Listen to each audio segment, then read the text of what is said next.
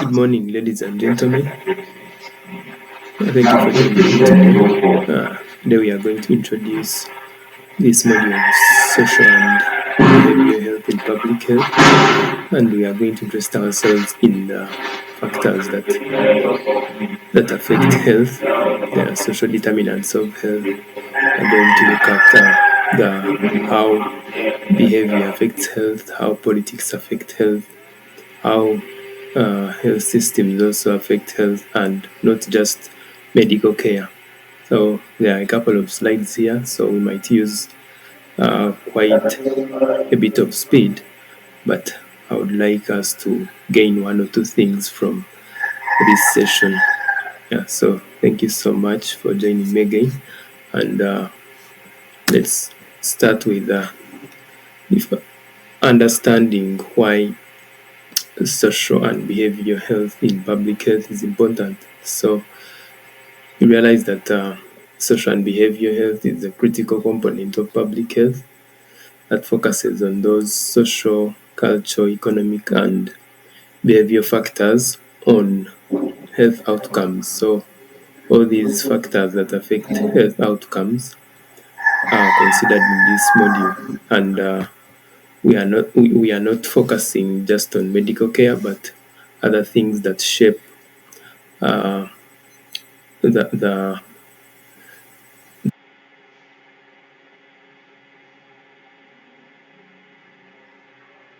well-being of people, especially those social and behavioral contexts in which people live and work or interact. So it is very important to learn this because these factors, the social and behavioral factors, play a very significant role in determining the health outcomes and also the gaps that exist in obtaining and using health services or the health disparities. Then also understanding these factors will be very essential for us to design effective public health interventions and and promote population health. So these determinants are, are many, and we have social determinants of health that are conditions in which people are born, grow, live, or work. And like we said, understanding these concepts will help us to address the gaps that exist between those people who are well off in terms of these social determinants of health and then those who are not doing well, so that we can address that health disparity and promote equity in health. So the social determinants of health have been presented in this visual, whereby we have access to quality health care, we have economic stability, we have the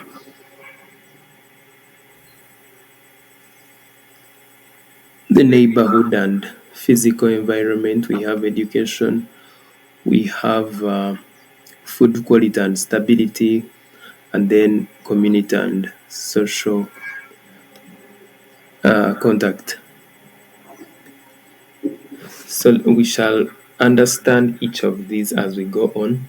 And one of the key concepts in social determinants of health is this social gradient, which is that association between one's socioeconomic status and the health outcome. So we we tend to see that people who are on a higher social who have a higher socioeconomic level, or who are at a higher socioeconomic level, will have better health outcomes than those who are at a lower socioeconomic level. And you can see that, and we are going to appreciate all this as we go on. And then when we talk about social capital, we are looking at the value of the people around you, the social networks, the relationships, and resources that can be available to individuals within a community or society. So we look at the people that are around you, Uh, can they provide support to you in case you are in need? Can they give you information about uh, better health behaviors and what to do whenever you're sick? Can they be source of opportunities for you to get better health, or to achieve achieve achieve a better socioeconomic status so that you can also have better health. So this is what we call social capital. So that realize that social support from this social capital will improve health outcomes because uh, it will enable you to buffer stress. These people are around us, either from family or our communities, help us in buffering stress whenever we are stressed, by providing emotional support and other things that we are going to see. Then also promotes resilience and facilitates health behaviors, like I had said. And the other concept in social determinants of health is social cohesion, whereby we are looking at the solidarity that is existing, uh, again, between you and the people around you or in the community. So, whenever there is a bigger sense of belonging, people cooperate with each other, then we expect them to have better health outcomes. Whenever one of them is sick and they are able to run to them very fast, respond to their needs, then that social cohesion will lead to a better health outcome. Then in social networks, we are looking at a relationship and connections with others. How connected are you with the others, okay? Including your family, your friends, your colleagues, and community members. Like I said, all this will enable you to get emotional support whenever you feel down, and that is what we call stress buffering. Then they can also be a source of information, especially for you to adjust a better health behavior, and then also influence you to take on good behaviors in as far as health is concerned. So social support by definition is that assistance, care, and emotional resources that can be provided from these social networks, such as your family, your friends, and the community around you. So it can be in a form of tangible support, whereby they can provide financial assistance whenever maybe you are sick or you want to attain something that will be good for your health. It could be even food. And then emotional support will be listening to your problems, that empathetic feel, you know, uh, showing that they care is very important, especially in dealing with mental health issues like stress. And then information support, where they give you guidance and advice on what to do with your health and taking on better health behaviors. So the types of social support can come in forms of emotional support, which we talked about, just listening, understanding, showing empathy to individuals so that you can help them cope with those mental health disorders like stress and emotional challenges. Then it can also be instrumental, like money or that practical help to individuals. Then information support can be guidance, knowledge, or advice about behaviors that can be good for our health and to make decisions. Then also another support can be appraisal support, where you give feedback whenever someone is maybe taking on a health behavior or not. Then you give that feedback. Or sometimes you can give what we have called constructive criticism. You criticize what they are doing, but you criticize it in a way that promotes the good behavior as far as health is concerned. So the characteristics of these social networks from which we gain this social support include size, where we are looking at the number of people in that social network, the density, how connected are they? Are they just many, or they are very well connected? What is the similarity or homogeneity? And then how diverse are these people in that social network?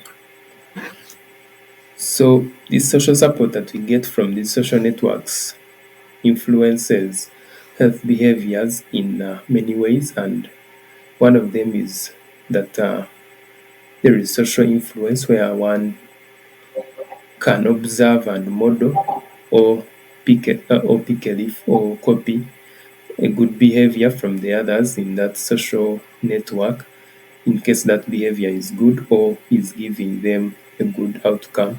For example, if uh, other people in that social network have taken on physical activity uh, sessions, and then they have been able to reduce their weight, then this person who belongs to such a social network will be influenced to take on physical activity, so that they can also have a better weight management plan. Then norms and expectations.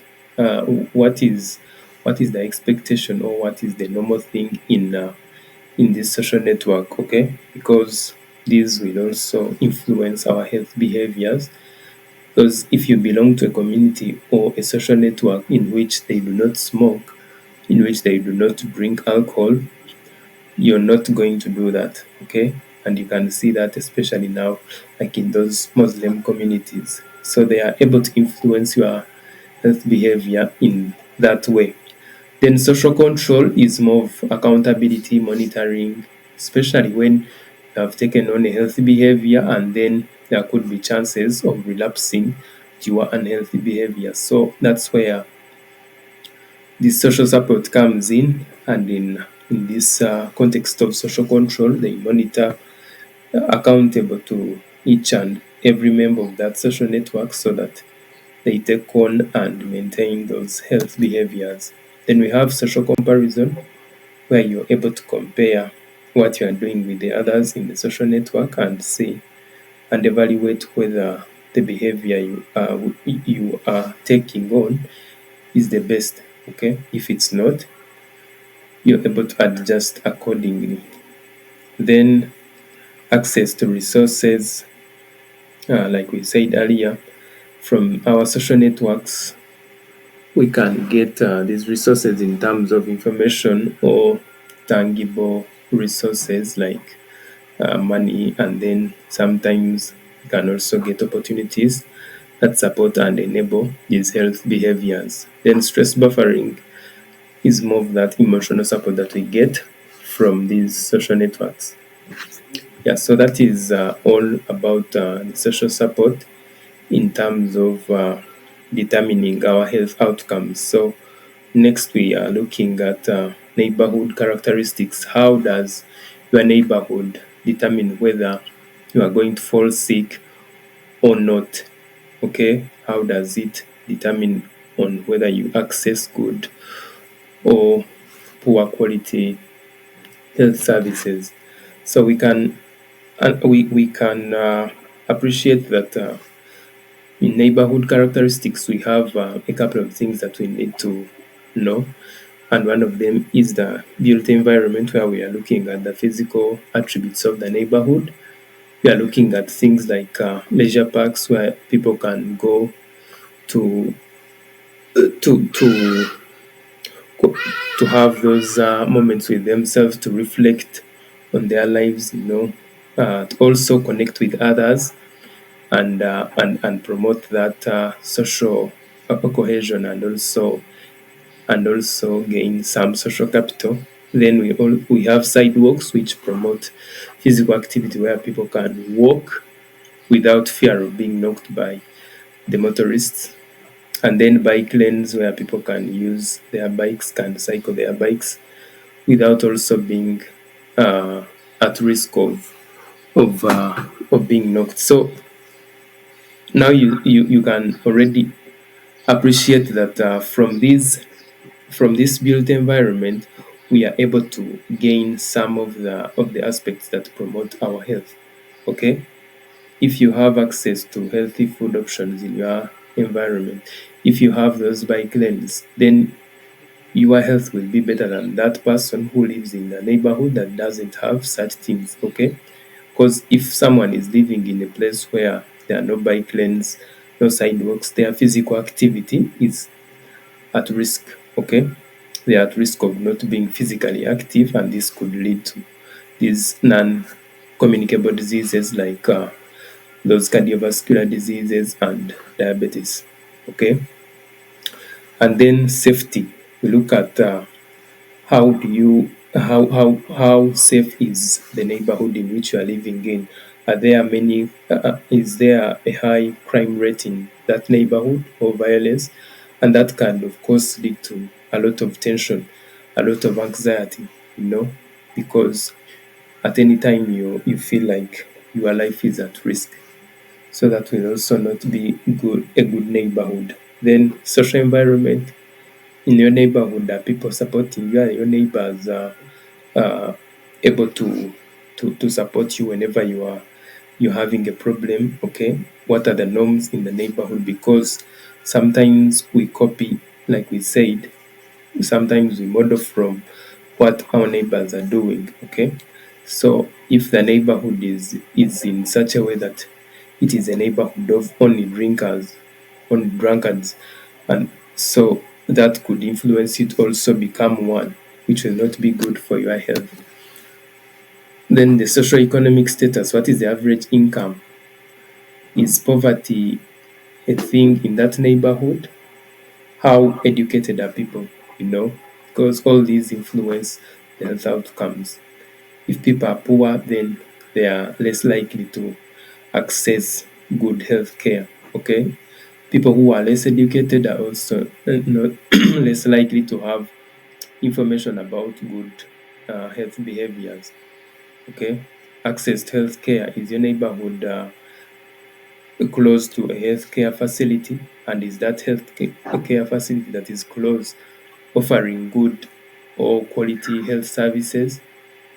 you know Community resources. We are looking at those recreational facilities, the community centers, which promote that social cohesiveness and the social support that can arise from those social networks which are built in these community resources. Then again, when we talk about the neighborhood, we cannot forget to talk about the workplace, because it is also the environment that we tend to spend time in. So the physical environment in the workplace, we are looking at the ergonomic features, uh, access to natural light, availability of physical activity spaces in that workplace, so that you do not go to a workplace and come back with back pain, being physically inactive. What is the organizational culture in that workplace? Are people supporting each other? Is there a work-life balance? Are you able to take some time off so that you can concentrate on life after work, life with family, so that you do not face challenges of mental health? Okay, are there wellness programs, especially on how to feed very well, on nutrition and physical activity in your workplace? What is that culture that is in the workplace which can affect the health of a worker in that place? Then the social support, the presence of supportive colleagues. Like we said, the people who are around you influence your health. Okay, if you have supportive colleagues, whenever you are ill, whenever you are feeling low, uh, if you have supportive supervisors, if you have supportive bosses, then you are able to have a better health outcome than a person whose colleagues or supervisors and bosses do not support them. Okay. Then work related stress. How demanding is your job? What is the workload? Is your job secure? Because all these affect uh, the health outcome of the worker. Okay, if their job is at risk of being lost, then their mental health is also at risk of, of being damaged. Okay, they are at risk of being stressed. Not even at risk, but they are already stressed because their job is insecure. Okay, then we have, like we said earlier, the worksite wellness programs, which focus on healthy behaviors like fitness challenges, smoking cessation programs, and healthy eating initiatives, which go a long way to improving the health of workers in such workplaces. Yeah, so uh, workplaces and neighborhoods influence health in a way that, if you have accessible parks, sidewalks, and those bike lanes, then they are able to facilitate fitness and encourage physical activity engagement. Then, if there are available grocery stores, then you are able to have in your neighborhood, you are able to access this healthy food, which will aid in prevention of those diseases that can result from unhealthy eating habits. Then the social norms and social support. If your neighborhood or workplace has those a good social culture, if it has good norms like those of no smoking, uh, and those wellness programs, then it provides a better social support for better health choices in that case. Then we have stress levels. The neighborhood safety, like we talked about, also influences stress levels. If you're always anxious about whether people will kill you, whether people might rob you, then you are always stressed. Okay, the workplace stressors. Are you having a lot of workload? What is the control over that work? You know, what is the are you receiving maximum cooperation from your colleagues? Are you having that work life balance policies in your workplace? Because all this will also go a long way to to affect, or will also influence whether you are going to be stressed or not. Then healthcare access. Is your neighborhood close to good health facilities? In the workplace, having health insurance policies that can shield you from catastrophic expenditures whenever you are sick or not. Then from workplace and and environmental factors that affect health, we are going to look at behavior determinants of health. So we started with social determinants of health. We looked at the influence of social support. We looked at what constitutes of the social network, and then we later went on to look at workplaces, and then our physical environment, where we analyzed the importance of having things like uh, bike lanes, sidewalks, so that they can promote physical activity. And now we are going on to behavior determinants of health. And here we look at those behaviors that can promote uh, good health and well being, and those that can affect that good health and well being. And we are looking at behaviors like tobacco smoking. So, of course, tobacco smoking is not good for our health. It has uh, it has been reported to cause a lot of cancers, especially lung cancer. Then we have alcohol consumption. Also, excessive alcohol consumption is a very, very, very bad thing as far as our health is concerned, because it not only damages the liver but also other organs like the kidneys, and even the brain itself. In the long run, it becomes damaged because of this excessive alcohol consumption. Then we have illicit drug use. That also is a very big challenge, especially in our communities. So if you're engaging in illicit drug use, then you can end up even getting those mental health issues. Okay. Yeah. Then we have physical activity. So if you are physically active, then you are able to keep these non-communicable diseases at bay, and prevent some of the cancers. Then dietary behavior.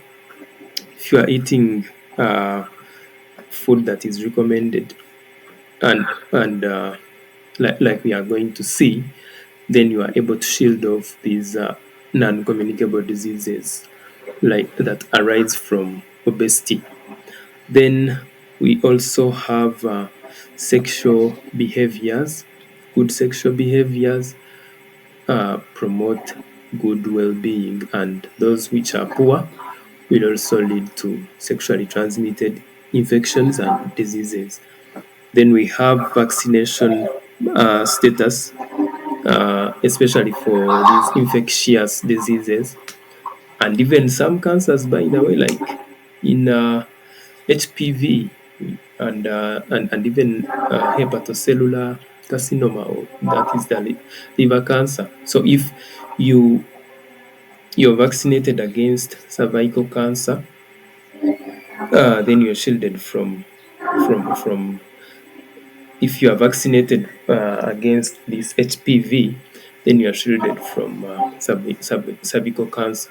And if you're vaccinated uh, for hepatitis, then you can be shielded from that hepatocellular carcinoma that I talked about. Then we have risk-taking behaviors.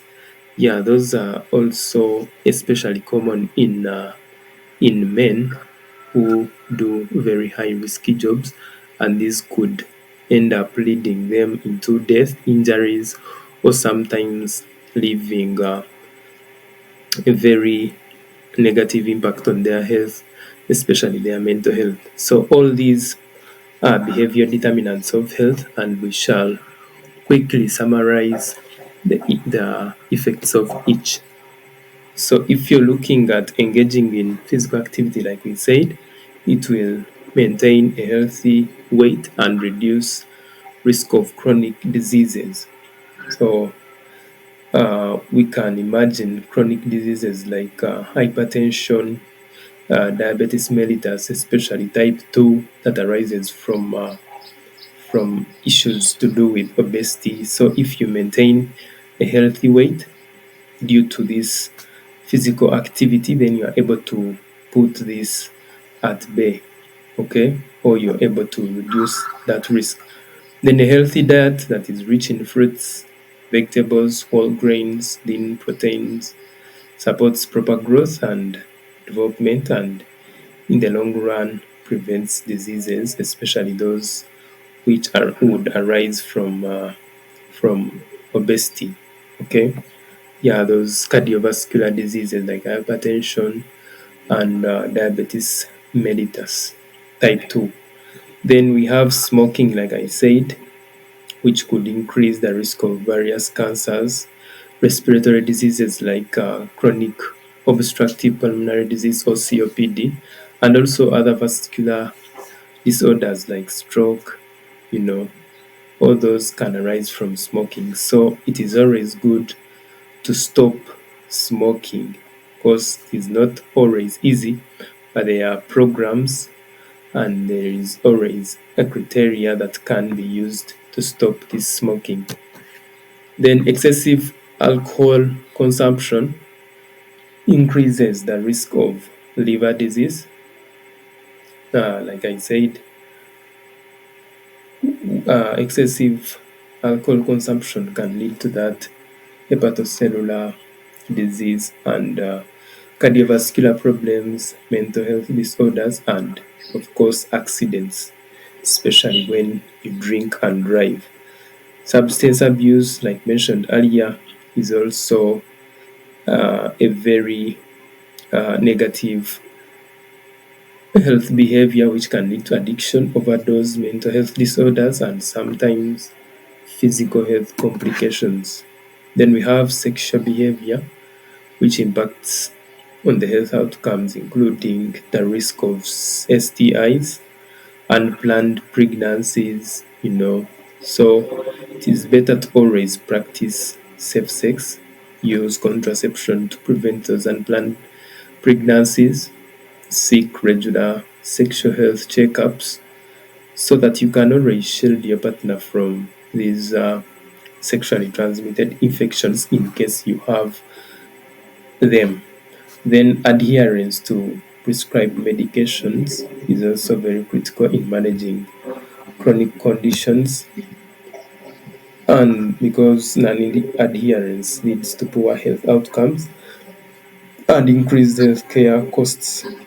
So, as public health professionals, one of the things that we have to promote in the community is to adhere to these prescribed medical treatments, especially those people with chronic conditions, those people with diabetes, those people with hypertension, asthma, those people are always advised to adhere to those or consistently take their medications as prescribed by the medical workers so that they do not end up getting poor health outcomes or increased healthcare costs.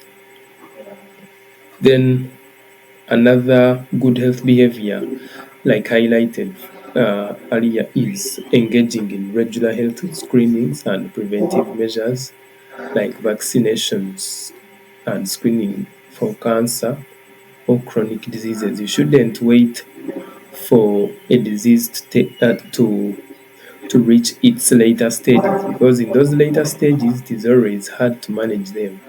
So that is why we encourage early screening, but also vaccinations in those diseases that have vaccines that have already been developed.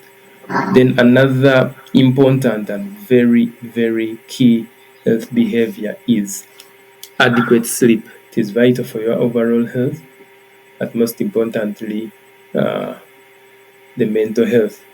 So poor and insufficient sleep habits can lead to fatigue. They can impair your cognitive function or your thinking abilities, and then it can also increase the risk of chronic conditions. So if you have adequate sleep, then you are able to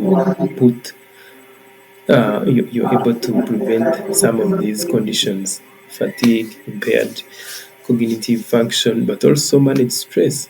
Okay, because in the next point, you realize that effective stress management techniques are also very important, a very important health behavior, and you can take on practices like relaxation exercises, mindfulness, seeking social support. And that is why we were saying in the first determinant of health that we looked at today that it is very good to keep, to forge, and maintain a good social network, because these are the people that you will run to. These are the people that will have a leaning shoulder for you whenever you feel stressed. So we say seeking social support is very important in effective stress management. Okay, so we realize that if we do not manage stress and it becomes chronic, it can contribute to various physical and mental health problems. Then the other health behavior that that is very important is to engage in safety practices. If you have a car or if you are traveling in a car, you should use the seat belts so that whenever there is an accident or an impending accident, you are shielded from those adverse outcomes of those accidents. Then practice safe driving, follow the road signs, and use protective equipment, especially those people who work in hazardous environments, so that you can reduce accidents and injuries. Then health literacy and access to health information influences health behavior. We need to be informed about the good health behaviors, because we realize that people who have higher health literacy will be more likely to make informed decisions about their health. Then the other determinant of health that we need to look at is the biological aspect. And here we focus on things like body weight, blood pressure, blood cholesterol, glucose regulation, genetics, and birth weight. So all these could determine whether you are going to have a better health outcome or not. And we are going to look at them. So the genetic factors play a very significant role in determining individual health. Yeah, so we realize that these variations in genetics affect the susceptibility to certain diseases, uh, like cancers, and then also how we respond to medications is also dependent on these genetic variations, and then our overall health outcome. There are people who genetically are more likely to suffer from certain diseases or have poor health than the others. Okay, yeah. Then we also have age as a biological factor, where we realize that different age groups have special or specific health needs and vulnerabilities. We have, of course, the the little ones or the children, because of their immunity being underdeveloped, are always at risk of suffering from certain illnesses, especially those infectious diseases. And then the elderly, because their immunity is also now impaired and their systems are in that senescence stage, then they are also at risk of getting some of those illnesses that these normal adults do not get. Okay, so understanding all this enables us to address these, yes, the specific needs in different age groups. Then sex and reproductive factors as a biological determinant of health is that the differences in the biology of males and females contributes to the variations in health outcomes. Yeah, because women become pregnant, they undergo that period of menopause, that is after menstruation. All this influences their health and it requires specialized care. Okay, they require more attention, especially whenever they are going through some of these stages. Yep. The society and the community needs also appreciate these factors so that they can always provide that social support that we are talking about, so that even apart from this physical health, that they are able to to to to experience these negative effects of maybe pregnancy and menopause, they could also end up getting those mental health issues. So that is why the society or the community is very important to provide this social support. Okay. Then hormonal imbalances due to also the sex and reproductive factors can also have that significant health implication. Then chronic conditions and genetic predispositions. These chronic conditions like hypertension, diabetes, and cancers have been related to genetic predisposition. Okay, yeah, genetically, how wired every individual is can influence whether they are going to get these cardiovascular diseases, diabetes, or cancer. Some metabolic factors also uh, determine whether we end up getting diseases or not. You know, there are some people who are naturally born with with with with, with, uh, with their metabolic rates very low, you know, and that could influence their individual health and weight management. There are some people who are born with with those cells that are supposed to synthesize uh, insulin not present, so they are born without those insulin synthesizing cells. So of course that means that they will be getting this insulin from outside. Those are the people that we call the type 1 diabetes people. Okay, so if you have such a metabolic condition, then you are already predisposed to diabetes, and this could adversely affect your health. So you need to know such people, and we need to also appreciate their condition and provide them with support that is necessary.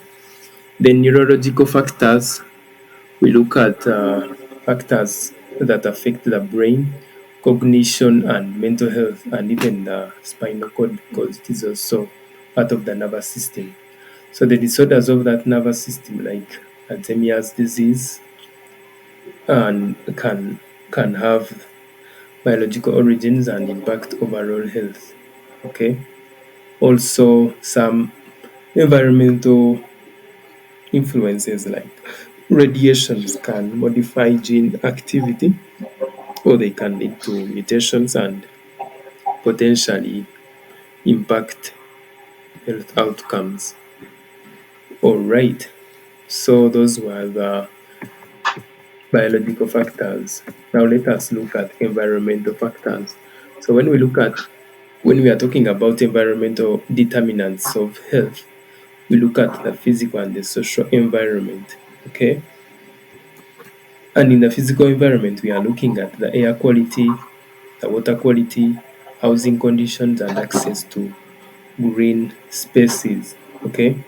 So, because if you have poor quality of air, if you have contaminated water sources, inadequate housing, or housing that is poor and maybe poorly ventilated, overcrowded, and then if you have lack of access to parks and recreational areas, then you will face the negative health outcomes.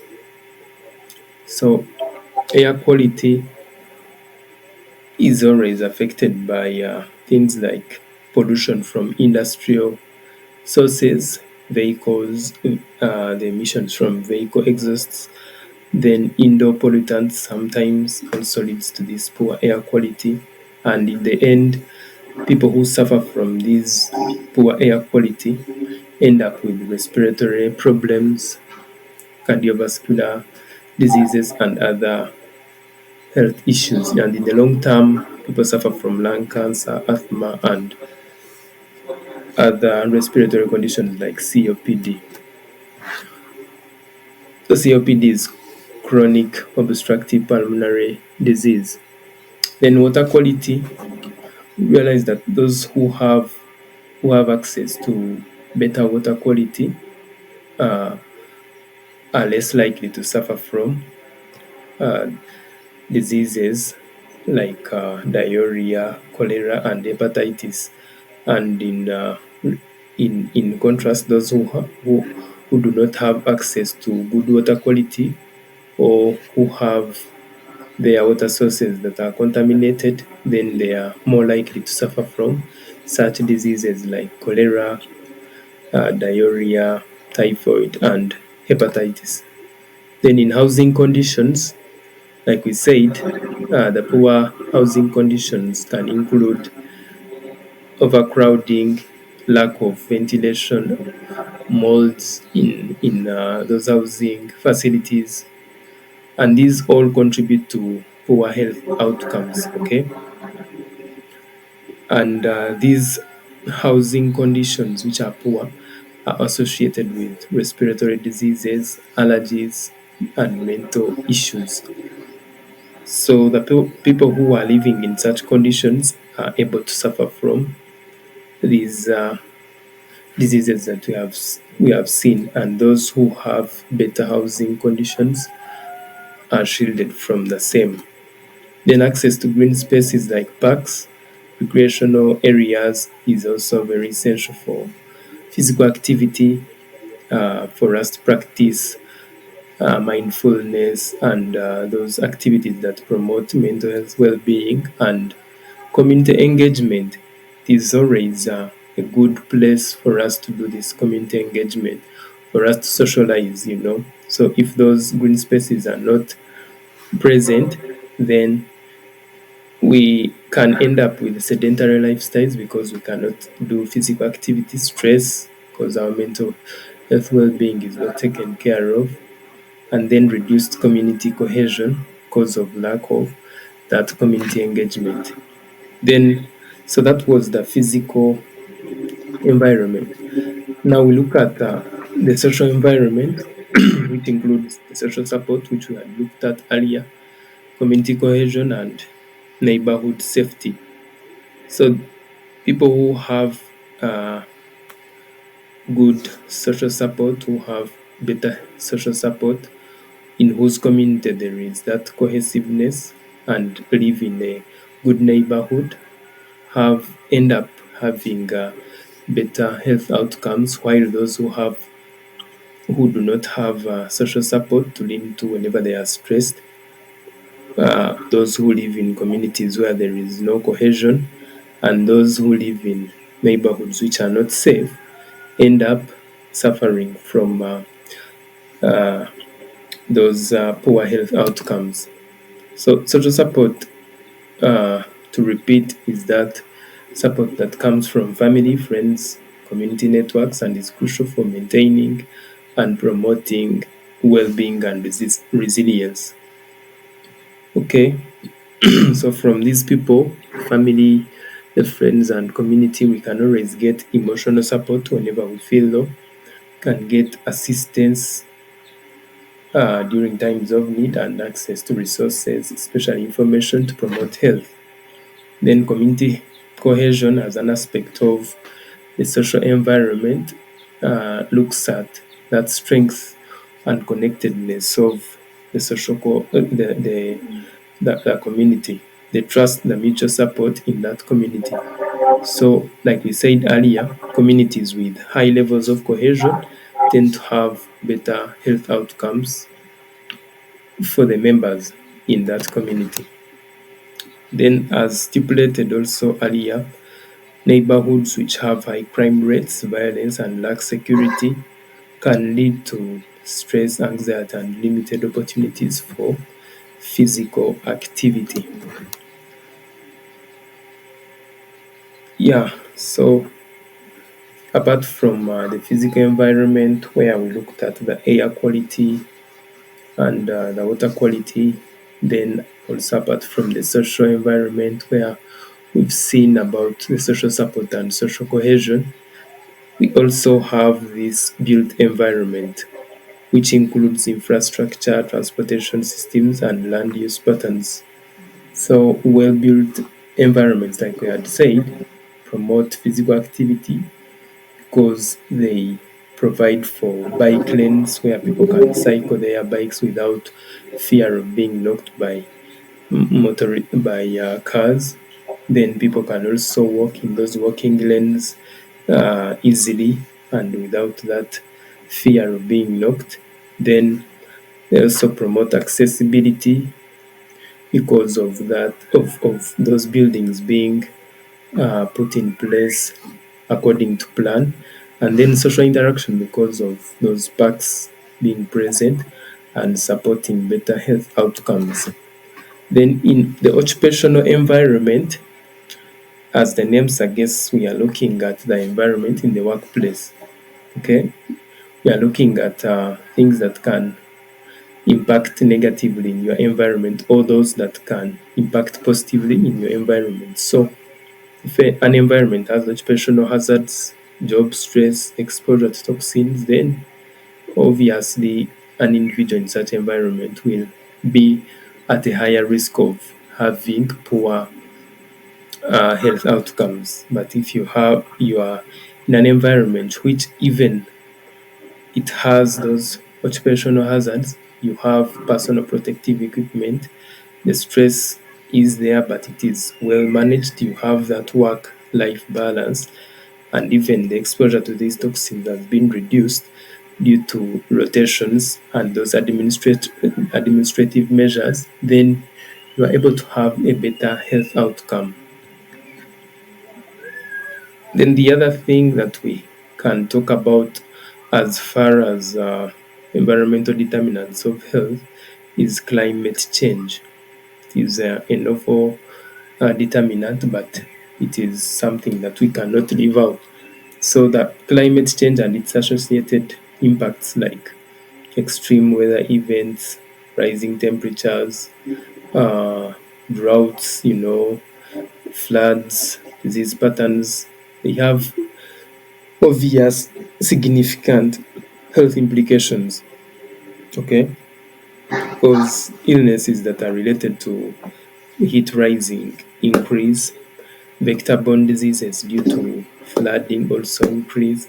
Then we have food and water insecurity because the farmers are not able to tell when they are expecting rain so that they can plant, and even when they think that rain has come and they put their plants there, end up being destroyed by these floods, which creates that food and water insecurity that can lead to effects like malnutrition. Then, so addressing these environmental determinants of health requires us to put in place strategies that include improving air and water quality, ensuring safe and affordable housing, promoting access to green spaces, and enhancing community safety. But one of the best things to do is to collaborate amongst the multiple sectors that we've seen contribute to these environmental determinants of health. It can never be one person doing this. You have to bring on engineers who are going uh, to plan and effectively put in place structures that are well designed and promote all these that we want in the environment. We also need urban planners to be in place, healthcare providers, and community organizations so that we can create a healthier environment in which everyone is able to enjoy a better health outcome. Then, when we look at cultural determinants of health, we are able to appreciate that culture refers to those beliefs, values, norms, and customs, practices of a particular culture that influence uh, how people behave as far as health is concerned, how they perceive health itself, and then how they are able to seek health in the various health facilities. So culture really matters whenever we are looking at health outcomes, and any health worker really needs to appreciate those concepts of culture because they are very essential in delivery of their services. And some of those essential aspects of culture include cultural diversity, whereby we are looking at the coexistence of multiple cultural groups. You have to recognize the fact that you are working on very many cultural groups, people from different cultures who have different beliefs, values, customs, and knowledge, and they perceive things differently. Okay, and because in the end, these beliefs and values affect their health behaviors and lifestyle choices. For example, which food does a particular culture eat? Okay, uh, who do they run to whenever they are sick? Okay, because some cultures believe that they cannot take their pregnant woman to the hospital. They would rather take them to a traditional birth attendant. There was actually a time when we were in a hospital in the western of Uganda, and people took away their patient from the hospital to go to a traditional a traditional born setup, so they did not believe in the hospital system curing their or or healing this person of the disease or the fracture that he had got. So they would rather go to the traditional bone setup so that they can attain what they believe would be a better health outcome.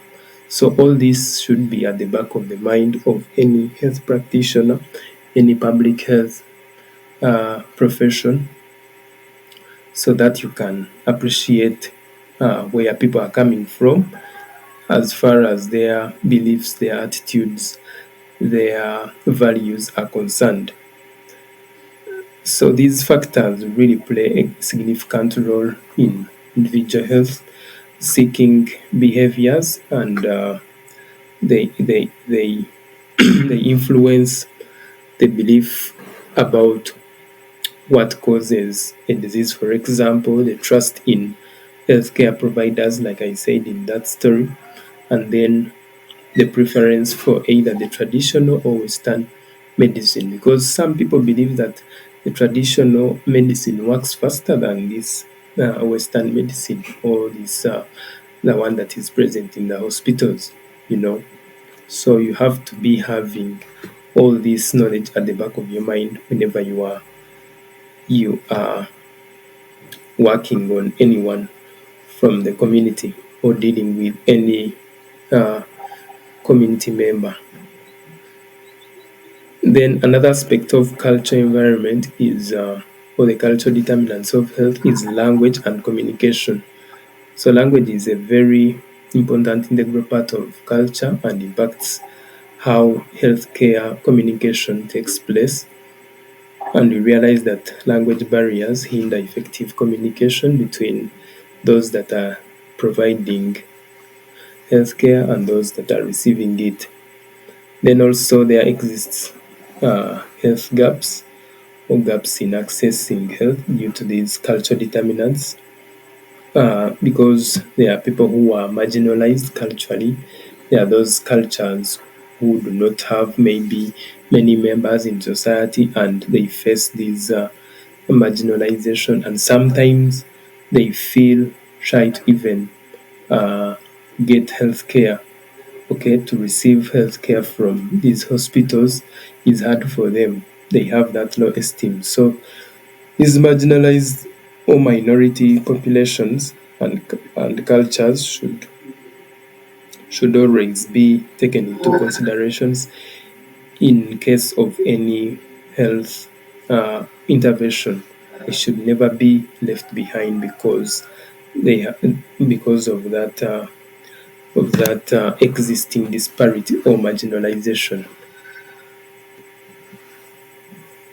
So, as a healthcare provider or any professional health provider or any public health profession, you need to be culturally competent. And by this, we mean that you have to understand and address cultural needs of the diverse population. Have to respect people's beliefs, have to respect their values and practices, and ensure that healthcare services are accessible, they are acceptable and appropriate as far as the culture is concerned. Then the culturally sensitive care should make sure that it incorporates cultural traditions, the uses interpreters when needed, so that people are not confused by language, the language that they might not understand, and then should foster respectful and inclusive healthcare environment. So this is all possible whenever health providers are trained or undergo cultural awareness training, enhance understanding of different cultures, and improve cross-cultural communication.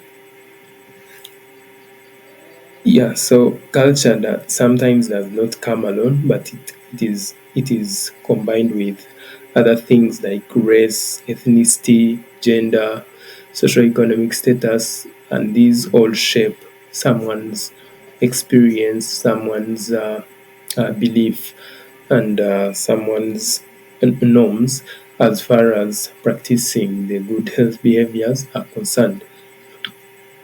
So all these should be examined with other social determinants to address health inequities and promote better health outcomes in these people. So you should not see your patient or your community with only one face. Okay, if you have gone, if you are, if you are addressing someone from a particular culture, you shouldn't look at that person as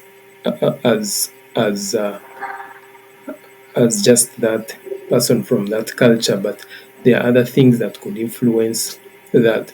We are looking at ethnicity. Are they black or white? The gender, like we've said, there are also other things that could arise due to that, due to our gender.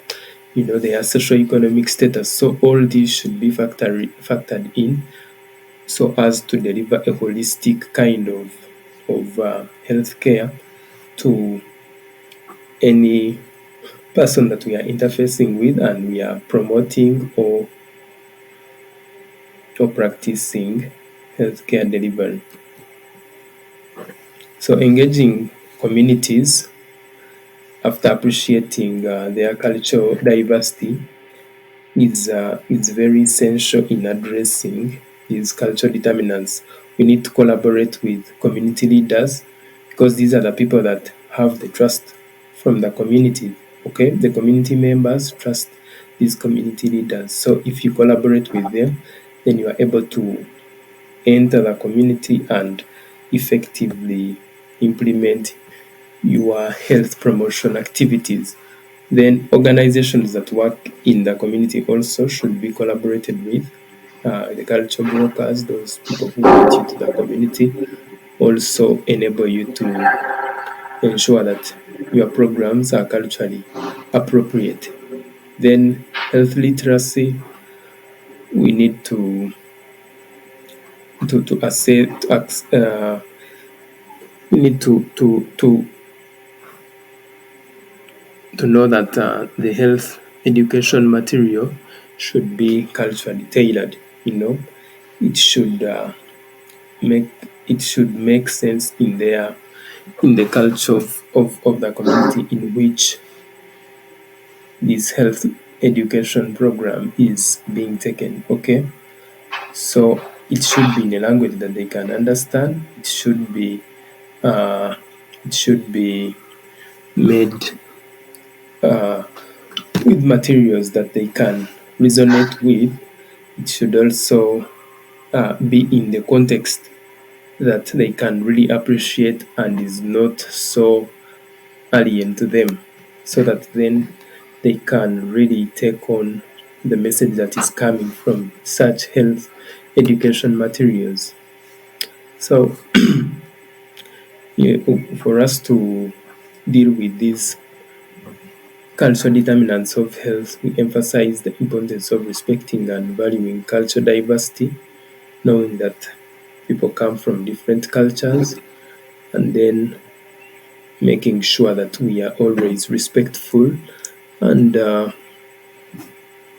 we improve patient provider relationship, and good communication should exist between the two so that we can enhance health outcomes. Because when a person is not culturally sensitive, or they are quick to lash out at people from different cultures, or those that come from cultures that are not like theirs, they might not gain insight into what is happening in the life of such a person. A person could have come for emotional support, but because you have already judged them using that cultural lens, then you are not going to get information from them, and this will end up not helping in improving their health. Then the other determinant that we need to look at of health is the health system determinant, and we are looking at the parts of the health system here. all that comes together to make sure that healthcare is delivered. Okay, so all these parts and their role are going to be examined as far as affecting the health outcome of individuals and communities is concerned. So, number one is access to healthcare. Of course, those people who have access to healthcare in terms of geographical location, availability of healthcare providers, transportation, and financial means, they are going to have a better health outcome than those in those places which have better healthcare infrastructure in terms of buildings, in terms of of the equipment that is needed, also have or are more likely to have better health outcomes than those who are in areas that do not have the same. Then healthcare workforce, we realize that the healthcare should be sufficient, or we should have enough healthcare workforce, and this workforce should be adequately trained, you know, so that they can deliver the best and the best quality healthcare services. Then in healthcare financing, there should be good healthcare financing schemes, either the public funding, which should be robust, or private insurance, and all this should be aimed at preventing people from using out of pocket payments whenever they are going to access healthcare services. Whenever you get sick, you shouldn't suffer from this catastrophic expenditure that can lead to impoverishing, but rather use either public funded healthcare services, which are good, or insurance. Then health insurance coverage is also a very important aspect of the health system. And like we had said, it reduces that financial barrier that could exist in accessing health care services. Then the quality of care that is provided, we are looking at aspects of patient safety. Is the patient safe whenever they are accessing this health care? Is their confidentiality taken care of? Are they allowed to make decisions of their own after being given information? And then effective treatment. What are you giving them? Is it up to date? Okay. Then are we having equity in service delivery, or some people are favored and others are not? So all these should be looked at whenever we are looking at health system determinants. Then health information systems, which always deal with managing of data, and from data we always get evidence, and this evidence always enables us to make decisions that are fact based, and we use such decisions to improve the health outcomes of the population. Then health policies should also be very, very good in a way that promotes promotes interventions of health promotion and prevention, so that we can address those health system challenges. Then the other health system determinant is health promotion and disease prevention. Like we all know, most of these diseases that we suffer from are preventable. So investing more in health promotion and disease prevention efforts can enable us to have better health outcomes for our populations. Then health system integration, all these parts should work together for us to achieve continuity of services, seamless healthcare delivery.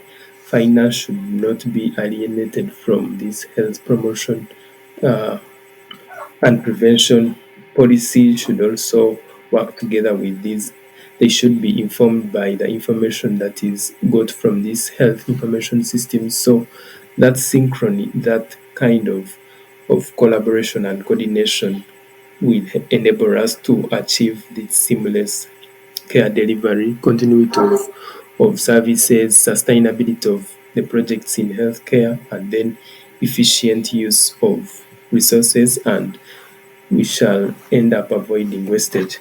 Then the last bit of the determinants of health that we shall look at is the political determinants.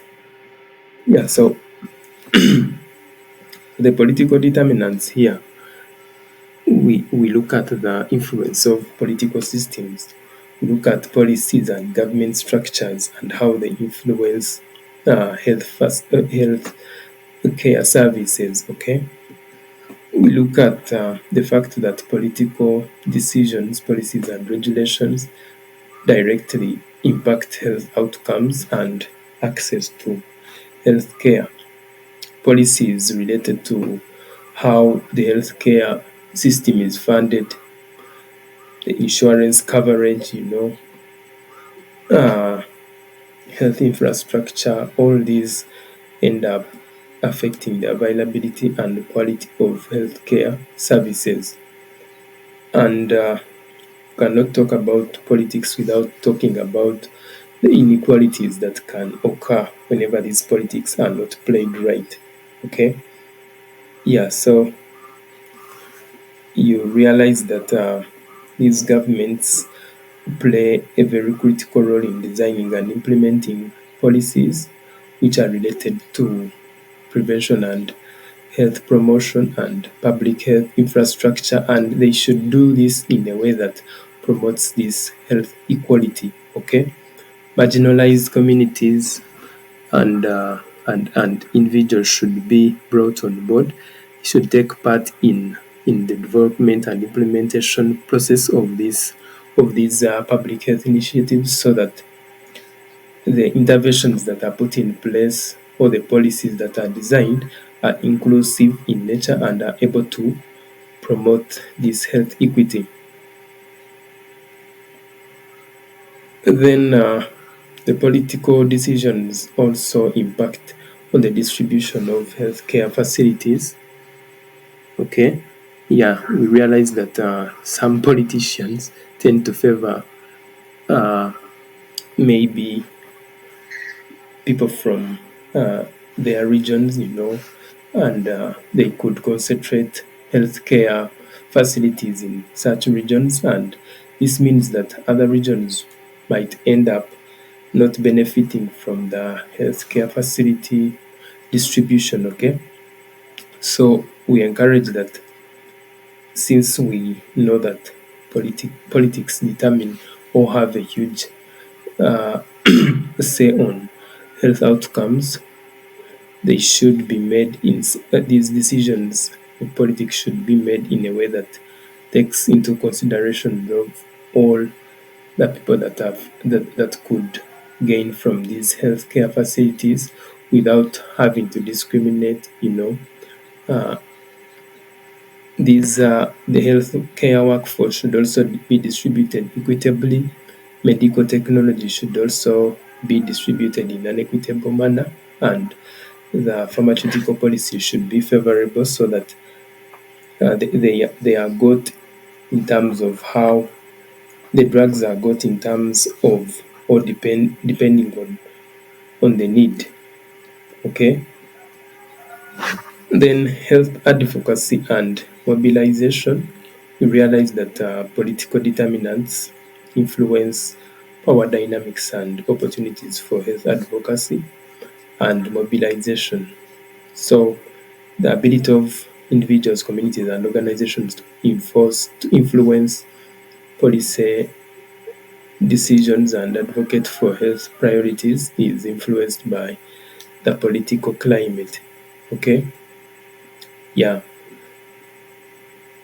So we also have the fact that the global health politics also affect the health outcomes, and we were able to appreciate this when in the recent COVID-19 pandemic, whereby some people in the West were withholding vaccines and refused to give them to these developing countries, and because of such global health diplomacy politics, they, these developing countries end up suffering from such, okay, because these vaccines were supposed to be uh, rolled out so that we can prevent this the infection rate of COVID-19 and shield the people from this infection of COVID-19.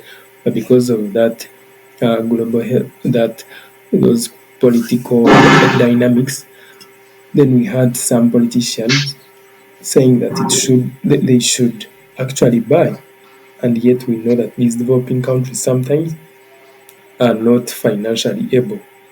So such political dynamics influence the global health governance and funding of global health programs, and in the end also influence on the health outcomes of the populations. Yeah. So I said the political determinant would be the last, but it was actually the second last, the last uh, determinant of health that we are looking at here. Oh, it is also not the last, but the second last is the economic determinants of health. Yeah, where we realize that individuals who have a better, or who are economically better, will have more likelihood to access better health care than those uh, who do not have money. Okay. Yeah, so individuals with other higher incomes have greater access to healthcare services, nutritious food, safe housing, and other resources that determine health and promote that good well-being. And on the other hand, people who are poor or who do not have money end up having poor nutrition, unsafe housing, and lack resources to promote good health. Then also employment status is very important in terms of economic determinants of health, whereby a stable employment, job security improves health outcomes, and education also is very essential in this case, and it is associated with better knowledge, acquisition of information about healthier behaviors. So a more educated individual is more likely to have better health than that who is not educated. Then social support and networks, person who has uh, who is economically up there, or individuals with a higher economic value are more likely to have stronger social networks, and those that are supportive in nature, and will end up having better health outcomes. On the other hand, people with lower economic resources have limited access to social support and end up getting those negative effects of not having that social support. Access to healthcare is related, of course, also to this economic factor, whereby individuals with money and access better quality healthcare. Then the neighborhood and built environment. Uh, Also, people with higher income are able to stay in better neighborhoods with safer environments that are devoid of pollution, that are safe and devoid of crime. So in the end, they do not suffer from things like stress. It might be there, but it will not result from that environment. And then uh, they also have access to healthy food options because of their income, and yet those people with low income, or the low income neighborhoods often lack those essential resources. Then the last factor that affects health, or the last determinant of health, is the psychosocial factor. And here we are looking at uh, things to do with mental health, okay? Psychological and physiological response to perceived threats or challenges. So, a person who has a better coping mechanism to stress, uh, individuals who are able to manage stress and adapt to challenging situations, like we have already seen, end up having a better health outcome than those who are always badly affected by these stressing events. Okay. Yeah, so the ability to also bounce back and adapt after a stressing condition is also very important, and it is one of the characteristics that will enable someone to have a better health outcome. Then, if you have social support around you, if you have that emotional, instrumental, or information assistance from the social network around you, the people around you, in terms of family, friends, and community, then you are also going to be having better health outcome than that person who doesn't have. Then the belief in oneself, which we are calling a self-efficacy, that you can successfully perform a specific health behavior, is also associated with better health uh, outcomes. So that is it for today, and it has taken long, but it is very essential for us to exhaustively talk about these determinants of health: the political, the psychosocial, the environmental, the social